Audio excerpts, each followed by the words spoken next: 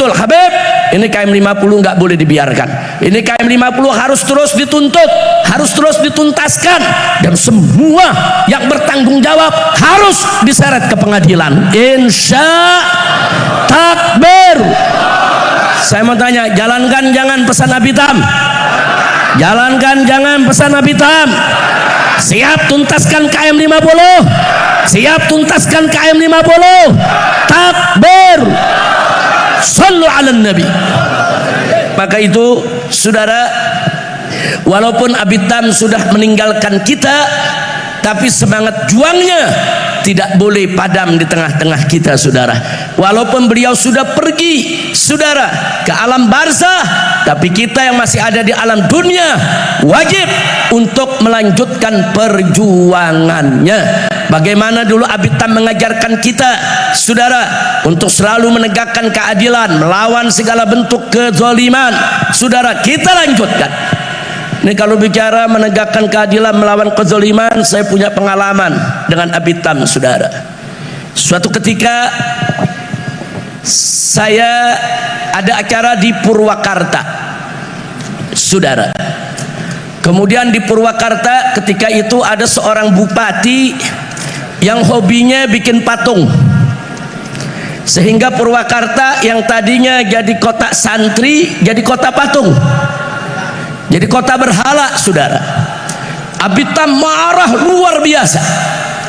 Nah, ketika saya punya acara di sana, acara tersebut diancam. Ada ratusan preman dikumpulkan untuk menyerang tabligh akbar yang kami gelar.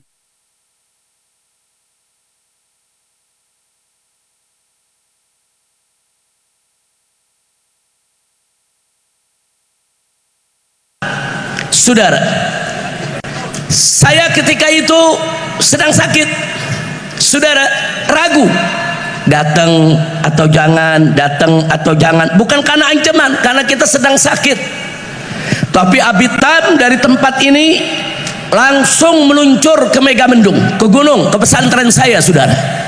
Sampai di sana Abitam menyampaikan, Habib, walaupun Habib lagi sakit, kalau perlu saya gotong. Kita gotong rame-rame, nggak boleh nggak datang, harus datang. Karena kalau nggak datang, kata ini preman-preman akan merasa menang. Ini penjahat-penjahat yang mengagungkan berhala, mengagungkan patung akan merasa menang. Walaupun mereka di backing oleh bupati yang mengumpulkan mereka untuk nyerang Habib, saya minta tetap Habib berangkat dan saya ikut.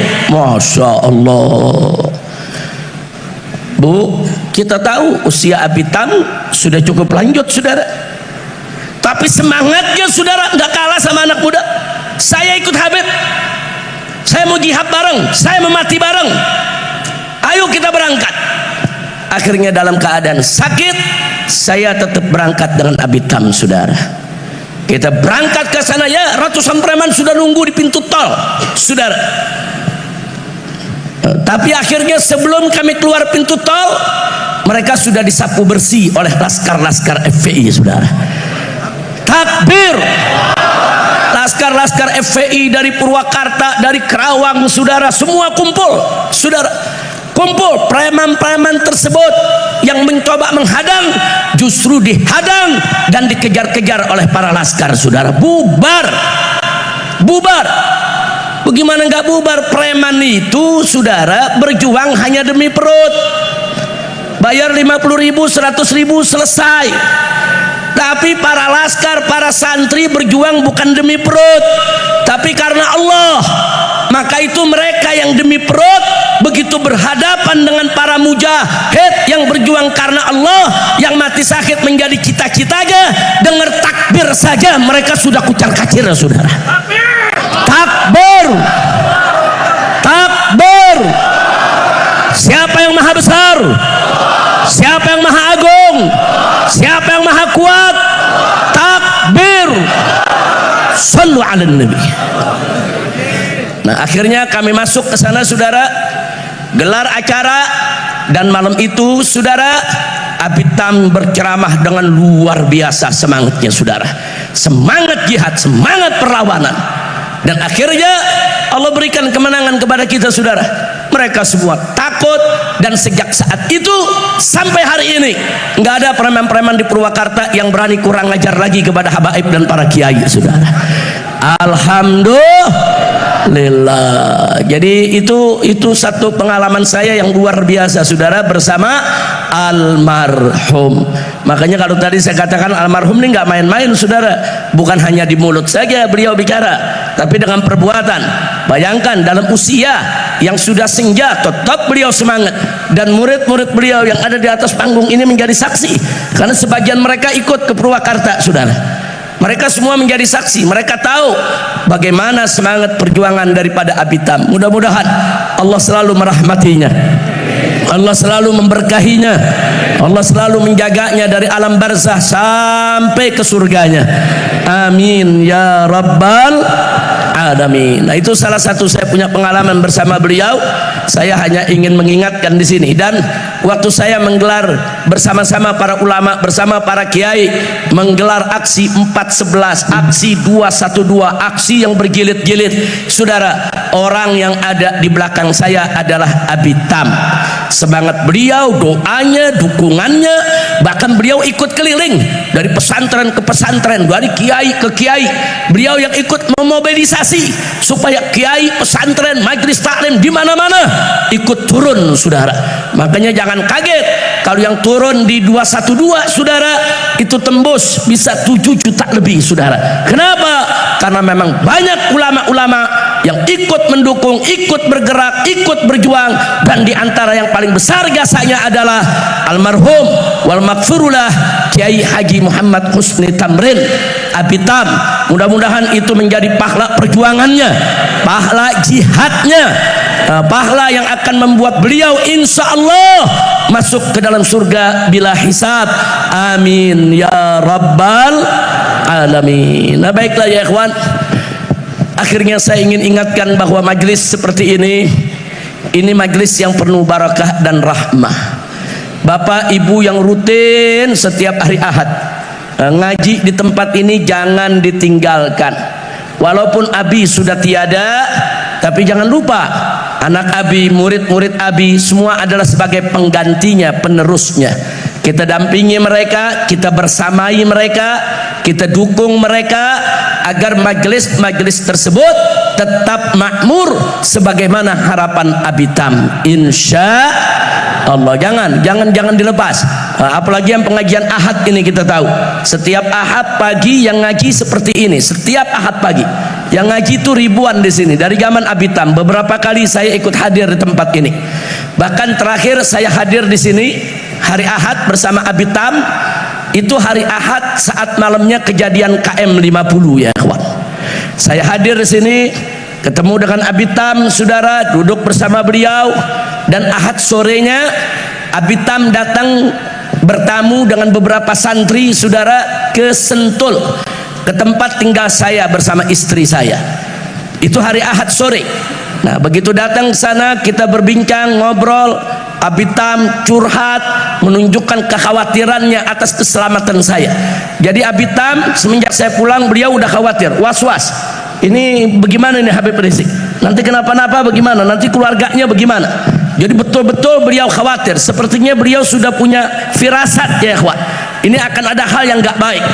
Nah, sore beliau datang, kita sholat maghrib berjamaah bersama Abitam dan bersama santri-santrinya, saudara. Nah, setelah kita selesai sholat maghrib berjamaah, kemudian kami bincang sampai isya. Habis itu Abitam pulang, jam 10-nya saya berangkat ke Kerawang, dan jam 12 malam lewat sedikit terjadilah peristiwa KM 50, saudara. Nah, jadi artinya sebetulnya Abitam sudah punya firasat, dan beliau terus ingetin saya, hati-hati Habib, hati-hati Habib, waspada Habib. Terus beliau ingetin, saudara. Jadi beliau betul-betul mengikuti setiap detik, menit apa yang terjadi sepulang saya dari Mekah dulu ya ikhwan. Begitu saya pulang, terus beliau telepon, terus beliau ngasih banyak, yaitu isyarat-isyarat. Beliau berikan nasihat-nasihat, saudara. Nah, jadi artinya saya punya kenangan yang luar biasa di detik-detik terakhir, saudara, sebelum terjadi KM 50. Abitam yang memberikan isyarat, memberikan warning, memberikan peringatan, saudara, dan akhirnya terjadilah apa yang terjadi. Makanya Abitam begitu kejadian itu beliau cukup shock, beliau sedih luar biasa, ya kawan. Apalagi seminggu setelah itu saya di penjara, kemudian sebulan setelah itu FPI dibubarkan, saudara, luar biasa. Abitam sedihnya, terpukulnya. Nah, waktu saya di penjara saya sempat bincang melalui telepon, saudara. Beliau sakit, tidak bisa datang, kita berteleponan dengan Abitam. Kita tanyakan kondisinya, karena hari-hari terakhir itu Abi memang sempat dioperasi, sakit, kemudian sulit keluar, saudara. Tapi komunikasi kami nggak putus, dan murid-murid beliau, Kiai Khairul dan kawan-kawan semua dikirim, saudara, untuk terus berkomunikasi walaupun saya ada dalam penjara. Nah, jadi artinya saya punya kenangan khusus dengan Abitam.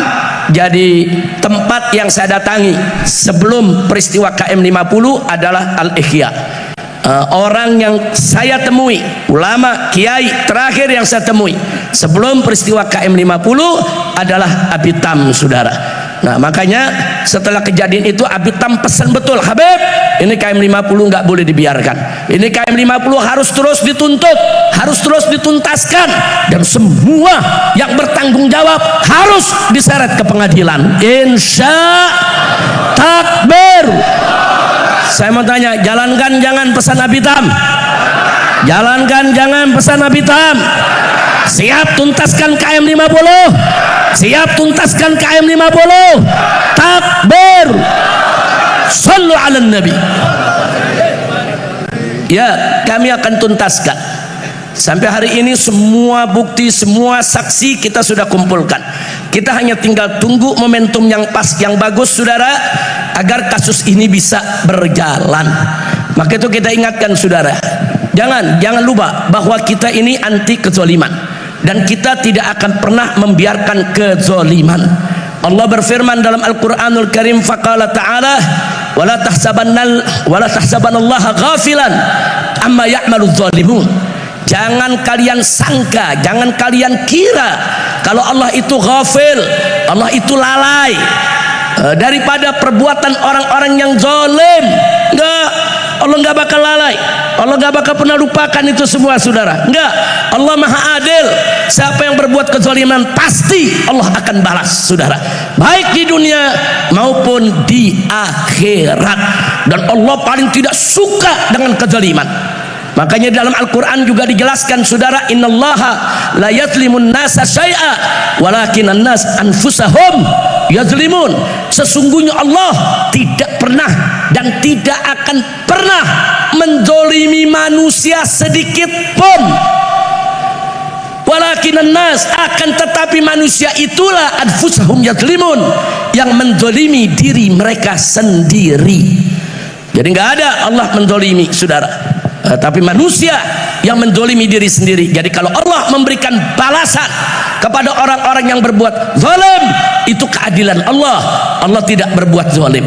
Jadi nggak usah khawatir. Yang zalim-zalim itu, saudara, pasti sebagian mereka sudah meninggal dunia, sebagian mereka, saudara, sudah mati dari orang-orang yang bertanggung jawab di KM 50. Tinggal kita lihat saja nanti ketemu di pengadilan akhirat, saudara. Mereka nggak bakal bebas begitu aja. Sebagian lagi mereka masih hidup